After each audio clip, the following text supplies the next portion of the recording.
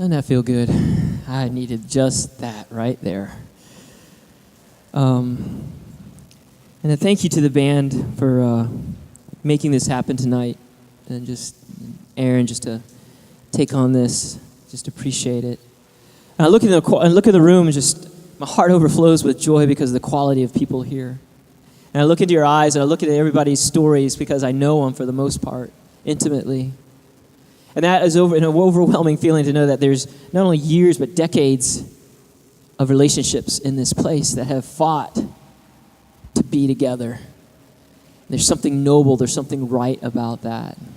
When you hear all the times of church splits and this, that, and this, that, and it's not that we haven't gone through our trials, and it's not that we haven't gone through, okay, what is this going to look like?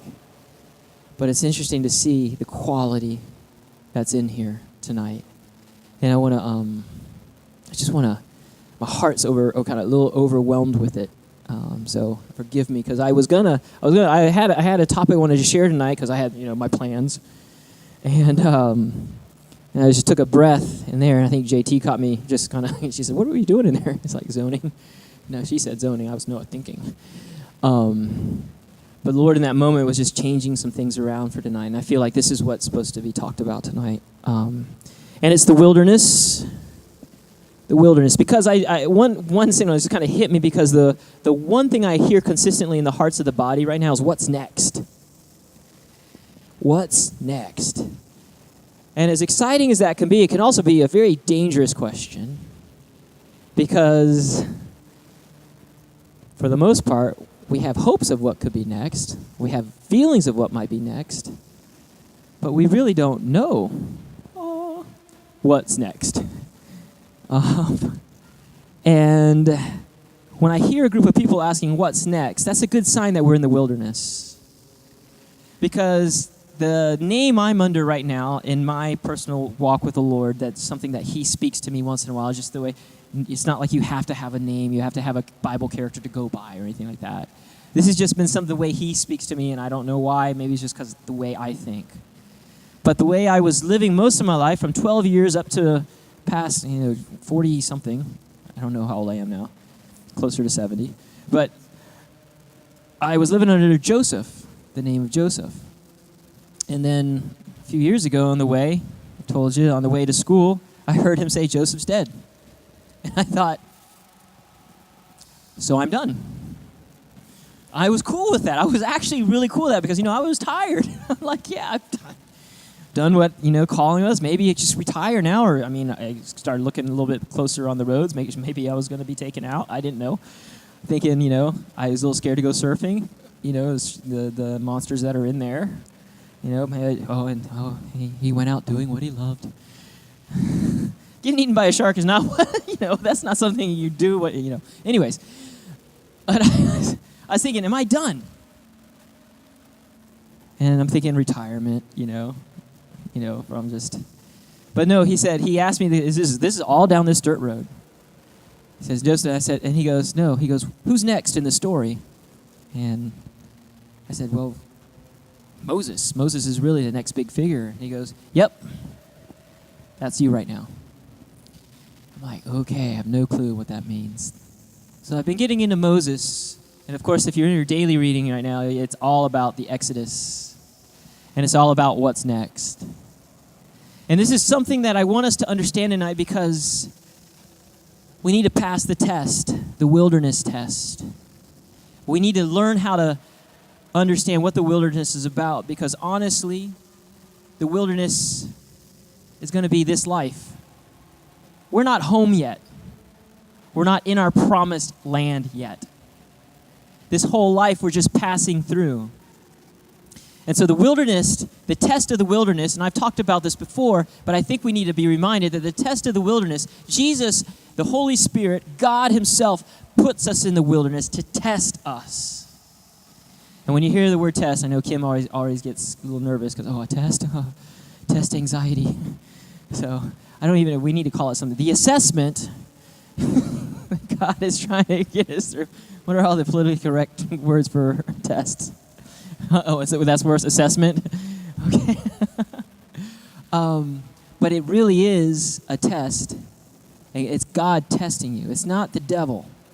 He may use the devil to test you. Like, oh, that's really bad. You know, I mean, it says the Holy Spirit led Jesus into the wilderness, and guess who showed up to test him? Satan. And then Jesus, at the end, near the end, tells his disciple, hey, Peter, Satan's asked to sift you like wheat. And if I were Peter, I said, tell him no. But he said, no, I've prayed for you. Well, did you tell him no? No, I've just prayed for you. He's still going to be sifted. Well, so what I'm saying is that when we go through the wilderness, it's going to be hard. It's going to make us question. It's going to make us doubt. But the reality for this test, what the test is this. Do you trust me? Do you trust me? And this is a trust that I always try to have you understand in terms of a good father and a child. And I did this with my Bible class today. So you don't hear a 4-year-old going to bed, and right before he goes to bed, you know, Dad comes to tuck him in and says, Dad, you know, last night I just couldn't sleep because I wasn't sure if our mortgage was going to get paid. Or, Daddy, I was really thinking about your insurance. What if I get sick? Will you be able, is your job good enough? Do you have good health insurance? Dad, you know, I'm really concerned. You know, all this stuff, and I just started going through a litany of things that we worry about as adults. And how we laugh about it because it is laughable. And that child trusts Dad and Mom that everything's going to be okay. Everything's going to be just okay. And it's a childlike trust. And I believe that Jesus said it best when he says, you want to enter my kingdom, which again is not heaven in the sky. If you want to enter my kingdom right now, if you want to really participate in this life that I've been coming to give you, then you have to become like this little child. And in that understanding of trust, because what does he say later on? He says, you know, listen, all the rest of the world is worried about that stuff, what they're going to wear, how they're going to eat, all that kind of stuff. Dad, I was really concerned because I don't know what, you know, we're going to have tomorrow. Do you have enough food in the fridge for dinner tomorrow? Now, what about a month from now? Do you have a savings? What if you lose your job? You know, you don't have those conversations with your kid. I hope not. Beck might be an exception when he comes. But he's a little advanced. Some of the things he's asking now. But other than that, you know, but I think Jesus was trying to explain the same things to his disciples. Listen, do you know, because remember when they were worried about, when he's talking about beware of the yeast of the Pharisees. And they're like, it's because we didn't go buy bread. And Jesus' attitude was like, are you guys dense? And this is the New Living Gym translation. But it was just like, you guys dense? How long have I been with you? You think, I just fed 4,000 people with a couple loaves. And you think I'm worried about what you're going to eat?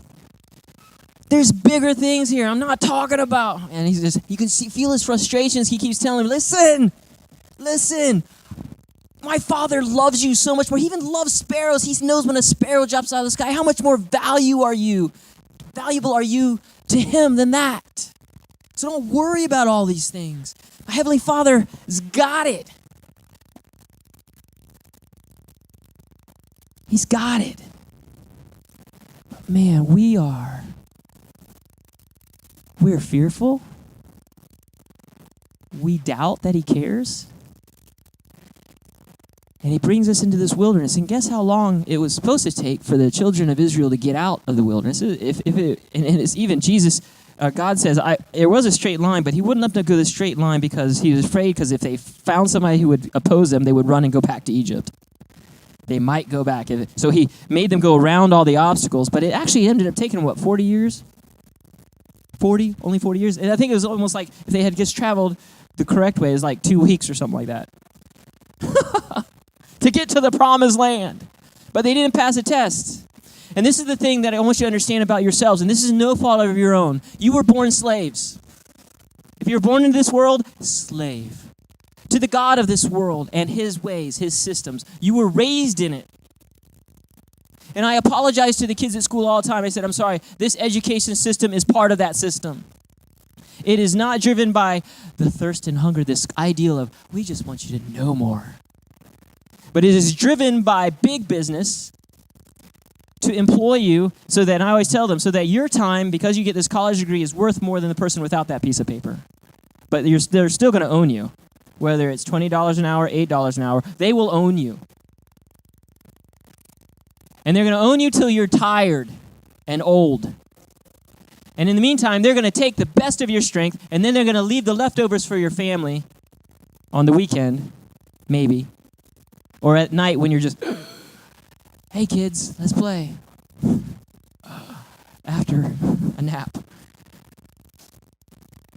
And Jesus came and he said, you're born slaves, guys. This is one thing. And we are breeding slavery in our systems. Because the idea of our system is based on money. It's based on this fact that if you have enough money, then you'll beat the system somehow. But that is part of the system. And Jesus says, you can't serve both my kingdom and money. You can't do it. And what we've adopted in this country is a culture of slavery, and we tag our Christianity onto it, and we try to act like it. And we come up with these systems and things that morality is now the sign of a Christian. And then Jesus says crazy things to the religious Pharisees. He says, listen, tax collectors and prostitutes are entering my kingdom before you are. Because your religious mindset is keeping you from understanding what I'm trying to say, what I'm representing here. And so this is what I believe. I believe that every single one of you are in a wilderness today. Your heart is questioning what's next. And you're grasping for something that's going to keep you secure, something that's going to, this is it. And we play the lotto. Because if I just had, not dogging on it, Matt. Cast your bread on the water. I still believe. Yeah, it may come back. Kind of, whatever. But the reality of this is, I'm not condemning you because you were born on this planet and born into a system. But I am calling us out of it. I'm calling us into and on a journey to a promised land. And I'm so serious about this, I'm willing to give everything I've got to you to see us enter together. And it really is an idea of being free from slavery. It is an idea of being free from mentalities. It's an idea of being free from the fears and the doubt and the control. And all it takes is the rich young ruler. What is it going to take for me to inherit eternal life? What is it going to take for me to live forever? What is it going to take for me to live? And Jesus brings him down this little thing. Hey, well, yeah, follow the commandments. And he gets excited because, I've done that. Go to church. I know the 10 Commandments. I know. And so he goes, okay, that's good. I do that. I know them. He goes, good. And the guy asked Jesus, well, which ones do I follow? And it's interesting because Jesus only picked 6. It's like, what happened to the other 4? Were those not as important? I don't really make a big deal, but there's a lot of literalists in the Bible that I just like to poke. He only picked 6. So now we don't have 10 commands anymore. Jesus only picked 6. No, I'm just kidding. But I was wondering, and then the disciple gets excited. Yes, those 6, I know, I do. I keep them. Then he said, well, and this is where we are tonight. You're still lacking one thing. You're still lacking one thing. Go sell everything you got. Give it to the poor, which means you will have what? Nothing. Because in my mind, sell everything you got and keep the proceeds for the journey. That is godly wisdom. I could go to, any, what do you call it? What's some of the godly counseling? Dave Ramsey. Dave Ramsey would say, yes, no, don't sell everything. Keep some of it, and make sure you pay your mortgage off with it, and then make sure you do this and this and this, and then give. No, Jesus said, sell everything, give it to the poor, and then what? Come follow me. No promise of, and in 40 days your money will return. Your investment will be okay. No, the promise is that I will take care of you day by day. And this is the first thing I want you to understand about the wilderness that you have to appreciate and you have to believe in. You have to believe in the sanctity and the holiness of a sunrise and a sunset. That you're not promised tomorrow. And to understand that one of the things that a slave fears is the future. They live in anxiety of what's going to happen tomorrow. And we are bred that way. Insurance relies on that fear to stay in business. All insurances relies on that survival slave mentality to say, but what if? What if you need us? Now, little thing down here. If you have insurance, you have other stuff. I'm not telling you give it to the man and just, I'm not saying that. So follow me through this. Help me understand. But I am going to be very blunt about what keeps us as slaves, because I'm sick of slavery. I'm sick of watching people try to follow God and then just get into the wilderness and like, what's happening? Because I lead a lot of people out into this place.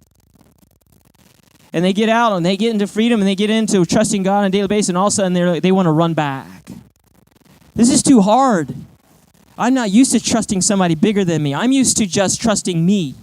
I'm used to the system because at least the system was predictable. I like predictability, even though I really don't like it because I'm trapped by it, but I like predictability. I like to know what's going to happen next. I don't like the idea that I don't know if we're going to have food tomorrow. I have a family, for crying out loud. And then that becomes very righteous. It becomes a godly man. I have a family, so therefore I must not follow him completely. He needs my help. I'm like, there's a lot of sneaky lies that come into this. And what Jesus kept saying to all, the cost of discipleship is this. The cost of discipleship is sell everything you have, give it to the poor, and follow me. The cost of discipleship is pick up your cross, follow me. But it's this follow me. It's this constant test. Do you trust me? I'm walking in the promise. Abraham's, this is my son. I'm walking. Look, the son, I gave birth in my old age. And God says, yeah, don't trust in your promises either. My promises, even though, kill that promise. What? Do you trust me? And it says later on that Abraham did trust him. That's why I put on and say, Abraham trusted God enough, says, listen, I know he can resurrect this guy, but I'm going to trust him. And why is that so important to God? I always wonder, why is that so important that we trust him like that? And I think the reason is because he is the key to life. We get away from that, we start becoming like the fall again. We start dying a little bit. Our light starts to fade. The well runs dry. We fall asleep. We stop living. And this is the part of our culture that we've gotten into our Christian churches, that somehow this gospel is only about the future heaven or the future earth. But all the things that the kingdom is about living life now. I don't think Paul says, how will they know? If I don't go, how will they know? And it's like and evangelists will take that. Yeah, guess what? I'm coming over to your country to tell you you're going to hell unless you know what I'm saying. And they're not offering any life. But they're scaring them into a prayer or a confession. But what Paul was offering them was, listen, I have found a way to live and truly live. And this is so good. I'm not saying you're necessarily going to hell, but I am saying I'm living better than you. This gospel was a lifestyle of living, which leads to eternity of living, which brings people out of slavery. What did Jesus say? I've come to set them free, and I've come to bring them life, and life more abundant. And so when crazy Christians who have no life go and tell other people they're going to hell, and people are like, well, I don't want to be like you, but I'm a little scared of hell. And so we perpetuate slaves who know Christ but aren't free. And I'm wondering what half the missionaries around the world are doing sometimes. And I'm like, just stop. Stop it. Because they don't pray like you, because they don't look like you, because they don't dress like you, and you're miserable. No wonder they don't want to be like you. I don't want to be like you. What are you offering them? And this is the same we have to come back to ourselves. What are we offering people? And Jesus said it this way, listen, you got to eat me and drink me if you want to follow me. And I've been said, feed my sheep, feed my sheep. That's what the word I'm under right now. Feed my sheep, feed my sheep. And a lot of the pastors, just teach them all the time. Well, that's one way. But you know what Jesus' way of feeding a sheep? Here, come eat. Here I am.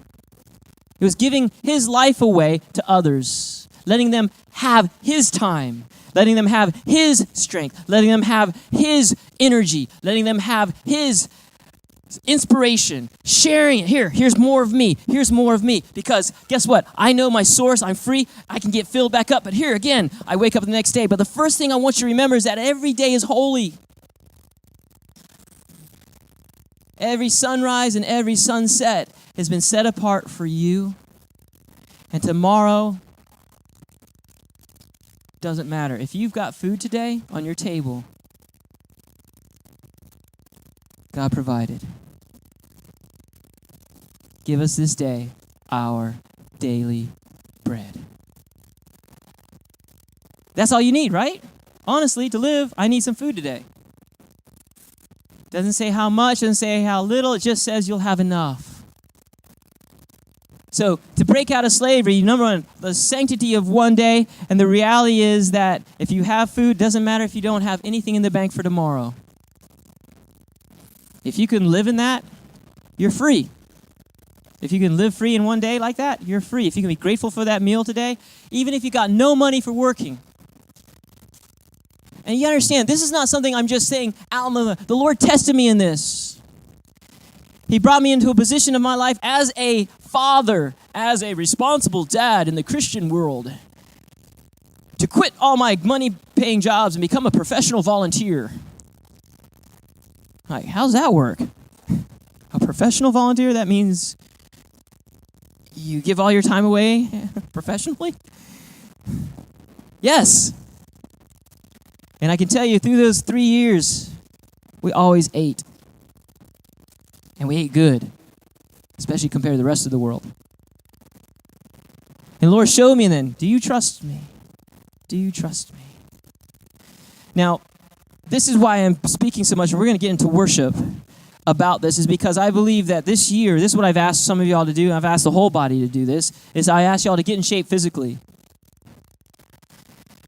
Do some kind of 90-day transformation process. I recommend Body for Life. That's just because I've done it. It works. You can look it up on the internet, follow it. But what I said, get with somebody. This is where really church gets real. When you get with somebody to hold them accountable to getting in shape. Because I guarantee everything that it takes to get in shape, that's a wilderness in itself. All right. Some of us get out there and we take a step out and they're like, oh, this is too hard, especially the second day. And you're like, oh, I can't move. I can't even sit down on the toilet. You know, I'm at that spot right now. I'm in my second day after Brian Meyer, and I'm like, oh. He's walking a little slow. yeah. We call it BB, Brian Butt, and I got it right now. It just, he works you. But then you have that person beside you. But I believe this, that I've watched people, and I've brought people through transformation process of getting in shape. And the same hurdles that it takes to stay in that program is the same hurdles like to follow Christ. The same hang-ups, the same hiccups come up, the same character issues come up. And you know, one of the signs of a slave, and I'll give you this, one of the signs that you're a slave is that you complain a lot in the wilderness. like to complain. What is happening? Can't believe this. Did you know? And because you get angry. You get hangry. That happens too. And you get irritable. And you see the children of Israel always going, why did you bring us out here? Poor Moses. I just say, we just got free, and you're asking why. We want to go back. But what I like about the program, any program that you do, and if you have, excuse me, if you're not in one,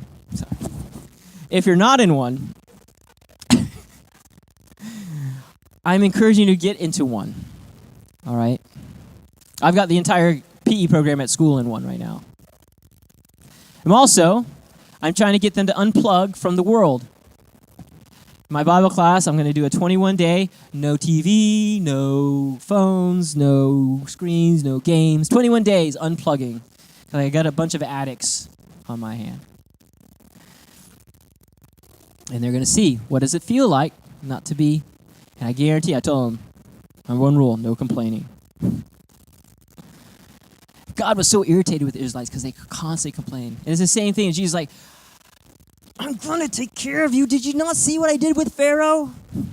I did that to prove my glory to not only them, but to you, to show you I'm going to provide. But most of us are still used to the system providing for us. And therefore, we are worn out, lifeless, tired, because we're worried about tomorrow. Okay? So this is a decision-making tonight. This is not something that is, I'll think about. No, I want you to make some decisions tonight that says, listen, if you've been a Christian for a long, long time and you've just been in the system and still a slave, tonight I want to see you set free. I want you to take that first step toward freedom. So, every day's holy. Tonight's holy.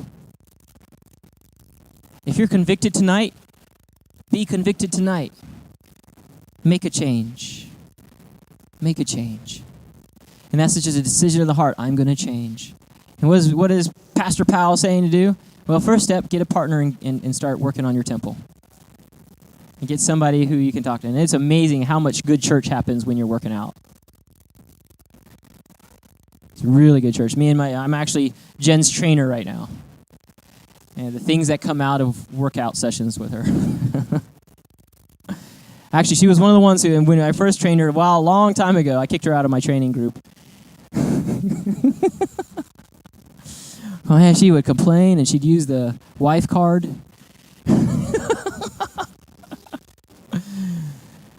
But she's doing well. She's doing really, really well. I'm proud of her this time. She's come a long way.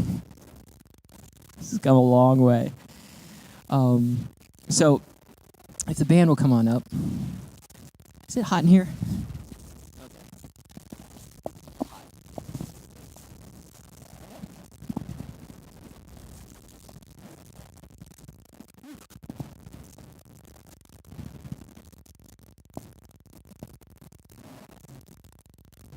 Now, I'm asking this from you guys. We're going to start meeting every Friday, and we're going to walk through. I told you I'm going to walk us through the gospel, walk us through the steps that's going to take to see freedom, to see a lifestyle of living, not religious crap. And this is what it's going to do. It's going to change your life forever. You're not going to be the same as your neighbor. There'll be something different about you. And it's funny, this is how, and I'm just going to share just a quick story from my own life. You're constantly in the test. I asked Jen this question, Jen, what would you do? And it was a test for her heart. What would you do if you had $2 million right now? And she goes, well, I'd probably adopt 5 kids. I'm like, I didn't do that. I had a real cool exterior expression. Really? That means I would be adopting 5 kids. Did you know that? Because I'm in this stage in my mind said, hey, I'm grand dude. I'm not dad dude. I'm grand dude. I like being grand dude. I like Fuji. He came potty trained.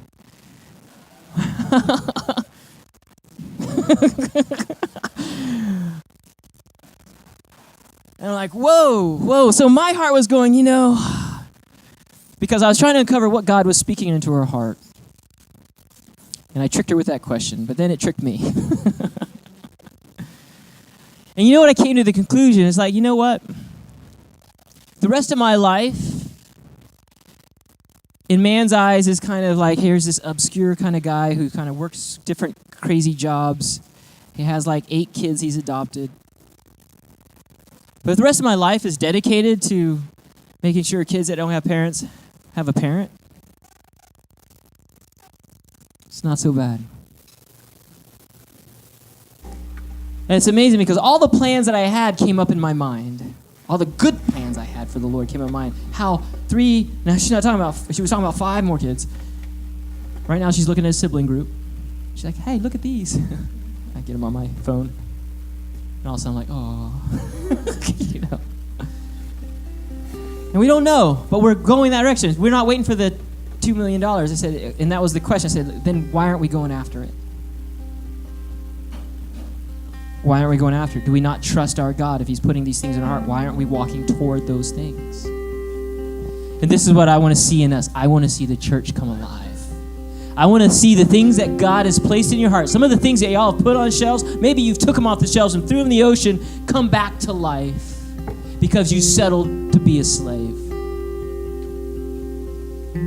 I want to see those birth in us. I want to see the church in these last days coming to life and showing up the rest of the world like, what are you so worried about? That the joy of the Lord is our strength. Because this is not our home, and our job until we return home is to bring as many people out of the pit with us. Say, come on, where are we going to go? I'm not sure, but come on, it's good here. Today is a good day, and I will rejoice and be glad in it, for this is the day that the Lord has made. Oh my goodness, and I'm going to tell you the truth, and I'm sorry we get passionate about this, but this gospel is real. It's living. Everything Jesus said is true. You can trust the Heavenly Father that he cares about you, and all he asks in return is that you would seek his kingdom first, which means, in shorthand, look at the people's heart beside you. Look what you can do for those around you. How can you love them today? How can you help them today? It's not about your worries, and it's amazing how many times he changes your circumstance just to test, do you trust me? Do you really, really trust me? Because in that, you will live. And I'm tired of us bending the knee to the almighty dollar that's got us as puppets for the God of this world, for he has already been defeated. But we give him power when we worry. We give him power when we're in fear and doubt of what's next. And you know what's next? It's possibly a reality that you may look like a failure to everybody else. Financially, you're not where you're supposed to be in your career level. You're almost 70. What are you doing with your life? I don't know. I was cleaning toilets today with some kids. Who am I? I really was.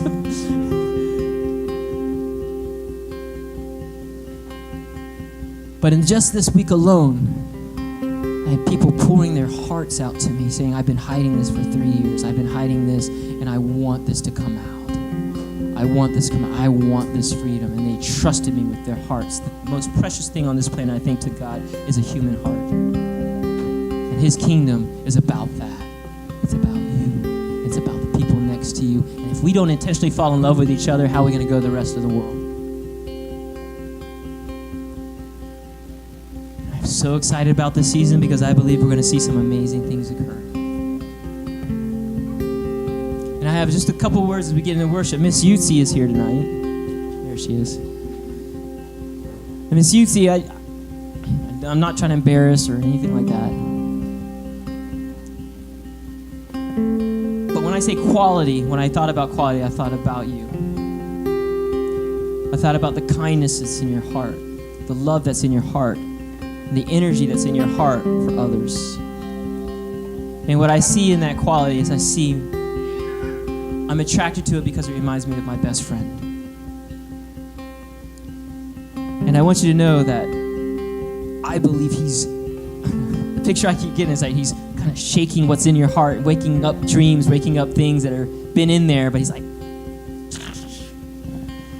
what else is in there? Just bringing it to life, bringing it to life. So I get so excited when I'm around you because I know that's what's happening, and I just kind of like, I want to be, hey, can I help? I just want to be a part. I feel like he's doing that.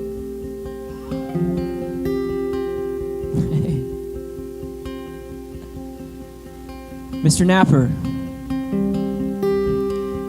And I didn't say it publicly enough, but I remember when Mr. Napper was contemplating leaving his job, his good-paying, stable, job, but it was killing his back or something. I knew it was doing something physically to you that was just bad.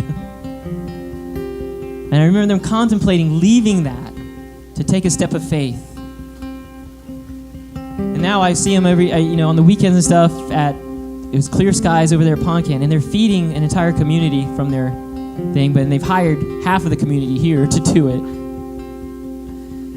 And, he was called to be a pastor. And you were a pastor once, right?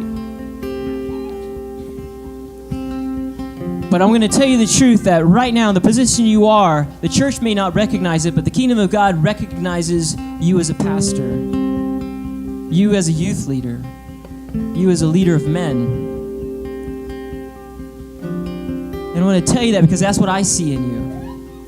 And it's just this consistency. Every once in a while, he'll come out here and sub. And no matter what position it is, kindergarten to whatever position, there's a respect that comes with your name and with your presence. So I don't care what the church has said in the past about who you are. All I know is that Jesus Christ and God the Father is well pleased with your service to him. And I don't know if the world will ever recognize that, or the church.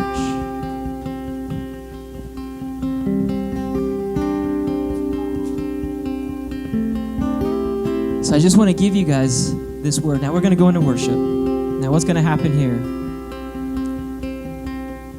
Again, I'll keep going here. Miss Haley. Haley showed up yesterday at soccer practice. And me and her had this little dance that we do where we see each other. I don't know how long we've been doing that. It's this little dance. And I couldn't see anything. I just saw this silhouette coming, but then I saw the dance. And I go, that's Haley. And I just want you to know I've missed you.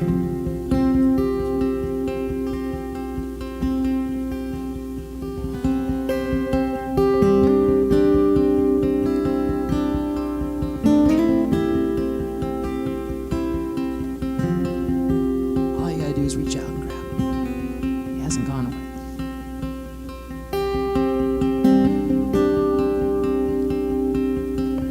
Tonight, let's give him our hearts back. Let's invite him into our brokenness. Let's invite him into who we are. And let's just enjoy being in each other's presence on this Friday night where he brought us together in love.